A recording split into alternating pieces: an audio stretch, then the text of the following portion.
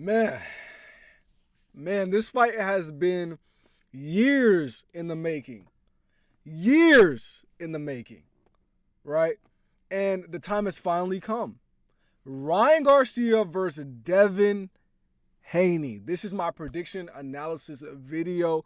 So I'll be breaking this video in 3 parts. We have first strengths and weaknesses, then we have notable opponents, then my final prediction. So you guys want to wait and see why my final prediction is my final prediction. You guys have to, watch the notable opponents and strengths and weaknesses, right? Now, a little bit of backstory on Ryan Garcia versus Devin Haney. They've been, I wouldn't say friends. I would say frenemies. Dare I say frenemies? But they've known each other for a minute since the amateurs, and they've grown up in the amateurs together and have fought numerous times, a total of 6 times, 3-3. So this is the tiebreaker. This is the game 7, and it's definitely going to be very interesting to see. They both had a lot of words to say to each other in the press conferences leading up to it. Ryan Garcia has had, some people say, episodes, have been talking crazy about a lot of different things. You guys can go see that on social media. I've also made a video which you guys can go watch called Ryan Garcia, like what's going on with Ryan Garcia. But through it all, the Haneys, although they've expressed that they've been, disturbed in some ways by Ryan Garcia's antics, they are not going to let it stop them from focusing on the task at hand, because Ryan Garcia still is dangerous nonetheless. Now, let's get started with the first part of this video when it comes to the strengths and weaknesses of both opponents. First, I want to start off with Devin Haney, right? Now, Devin Haney's strengths is first his jab. Devin Haney creates everything behind his jab, and not only that, his distance within the jab. So he'll pop the jab and still keep distance, still maintain great distance in orderly fashion. He does it amazing, and he did it amazingly against George Kambosos when he fought George Kambosos in Australia twice to get the belts. And that both matches was just a masterclass of the jab and overall Haney keeping his distance, which sometimes people can confuse with a running, or a whole jab and grab. But Haney has improved beyond that, I think, and that'll bring me to his next strength, which is his foot movement right now. After the Lomachenko fight, which everybody finds to be, very controversial, I feel like Devin Haney has picked up a lot from that fight. And one was his foot movement. If you look at the Regis Prograis fight, he was moving. He was switching a lot. Like he was pivoting a lot. He was, whenever he get cornered, switch out a lot. It was, you could see the improvement in every single one of Devin Haney's fight, which I also say is kind of like a side plus, which is like just his overall ability to improve from his last fight. And his last strength is his newfound power at 140. Now, I know a lot of people are not going to say this is really a strength of his, and people call him pillow-fisted pillow hands, but look at that Regis Prograis fight. Now, I'm not going to get completely gassed off that Regis fight, but I will say nonetheless, it seems like the power it's coming a little bit with the 140. He knocked down Regis, and Regis is a tough guy. So, I would say his newfound power, at 140 is definitely something to be knowledgeable about. I know a lot of people are going to disagree with that, et cetera, and some people might even want to slide in his defense in there. But that's actually where I'd bring in a weakness for Devin Haney, right? Although he does have really good defense, and honestly one of the best defense in the game, I do think a weakness in his defense is in exchanges, he can get caught a lot, and that was exemplified during the Lomachenko fight. The Lomachenko fight definitely shows that he does have some loopholes within his defense just a little bit. And like I said, he still has one of the best defense. And I would say his defense is better than Ryan Garcia's, but it doesn't change that it is a weakness, But he has a strength with good defense, but then the weakness is also the fact that sometimes he gets caught within exchanges, and I guess that just comes with exchanging in the first place. But nonetheless, it is a weakness that we saw once again exemplified in the Lomachenko fight. But hopefully, it's not a problem in this fight, and I don't think it's going to be a problem in this fight. But who knows? All right, now let's get into the strengths and weaknesses of Ryan Garcia. For one, Ryan Garcia's speed. Everybody knows Ryan Garcia is a fast guy. You guys could see multiple highlights of Ryan Garcia's speed. Even whenever he's on Instagram, he's showing off the speed.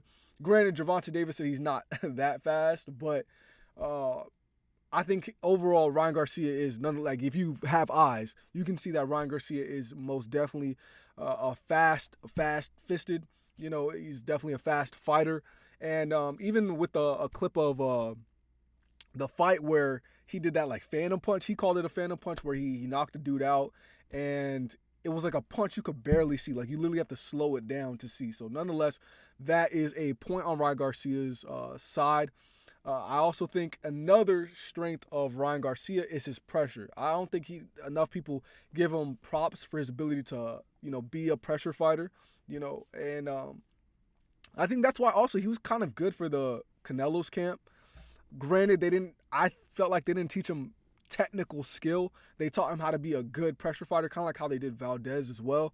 But nonetheless, I would still say Ryan Garcia is good at, putting that pressure on. Even look at the Tank Davis fight. He was putting pressure on Tank. Granted, he gets caught whenever he does this too much.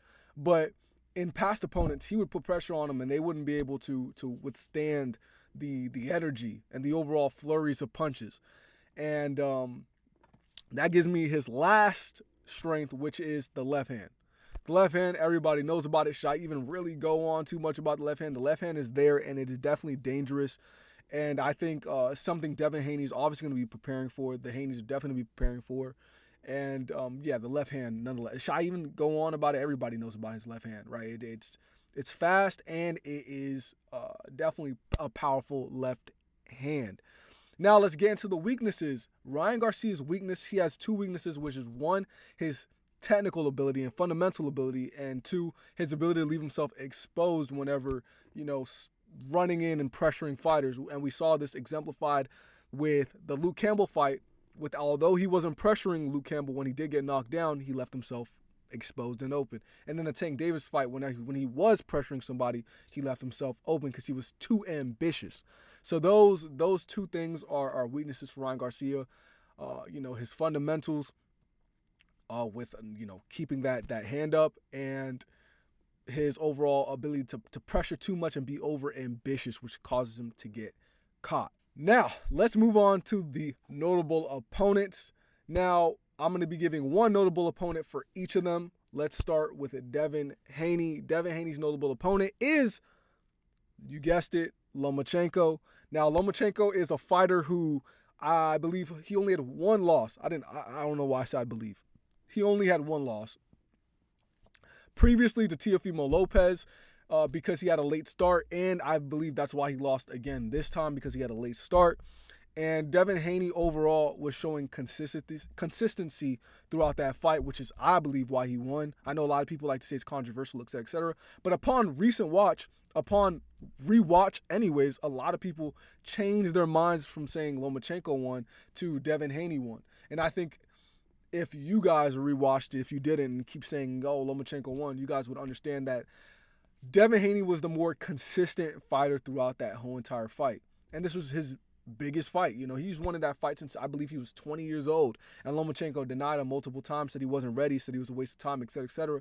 And he went the harder route and, fought in Australia twice, beat Jojo Diaz, I believe, prior to that or two fights to that, Jorge Linares, etc., etc. And then, boom, Lomachenko fight was forced. He had to force the Lomachenko fight.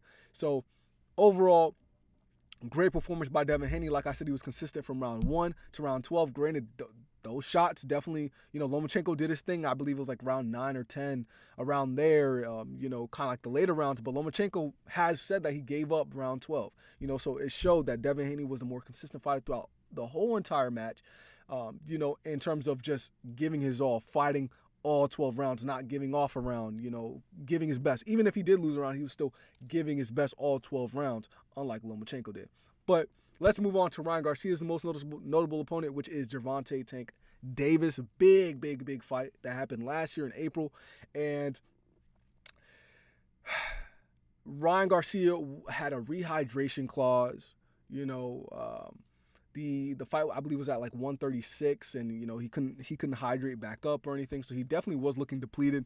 But nonetheless, he signed the dotted line and he was in there. And at first, it looked like Ryan Garcia somewhat could hold his own, but overall, it just became too ambitious and got knocked down by Tank Davis, and really didn't show Tank much. You know, he got hit with a body shot. Supposedly, there's a leak in camp, et cetera, et cetera, et cetera. But you know, Ryan Garcia, to me, it looked like he could be in a ring with Tank, but he just had to be more patient, had to be more resilient, had to be more, like he was just too overly ambitious, which caused him to get caught. And nonetheless, he lost the fight. But this is a fight at 140. It's not at 135 for both fighters, so both fighters aren't really drained at all. These guys are comfortable. Their power's there, so it should be a very, very interesting match to see, honestly, and hopefully both these guys can make adjustments from, Devin Haney with the Lomachenko fight, which we've been seeing he has. Like, the footwork has been very, very good compared to, his previous fights, but the footwork with Regis was amazing. And then Ryan Garcia, although he was doing the Philly shell his last fight, we definitely see, that left hand is up, and he is protecting himself a lot more. So, nonetheless, these guys are both, upgrading within their fights, right? Now, when it comes to my final prediction, I believe Devin Haney will win this fight. Now, everybody's going to say, yeah, man, of course you're going to say Devin Haney because you like Devin Haney, et cetera, et cetera. No, it's not because of Big Bill, which we keep talking about because, Bill Haney, shout out Bill Haney, man. He's a GOAT.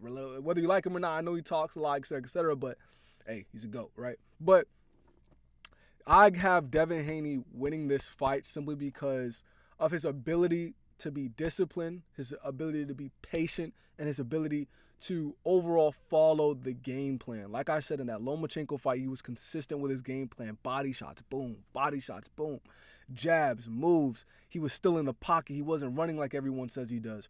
His ability to follow the game plan, like even the rounds that he was losing, he was still somewhat following the game plan, and his ability to also adapt and add new tricks to his bag within every fight, to me, is like, all right, he's going to come even elevated from the Regis fight. Even though that fight was caked to him, he's going to come even more elevated, learning just the tiniest things from him. I feel like overall, Devin Haney is a guy who should be getting way more props. A lot of people hate on him, slander his name, et cetera, et cetera. But to me, that just proves his greatness, because when you hear people express why they don't like Devin Haney, they might just bring out, I don't like Bill Haney. Like, they might say something dumb, but nonetheless, no one could doubt his, him being disciplined outside the ring and inside the ring, and his overall focus to be a great fighter.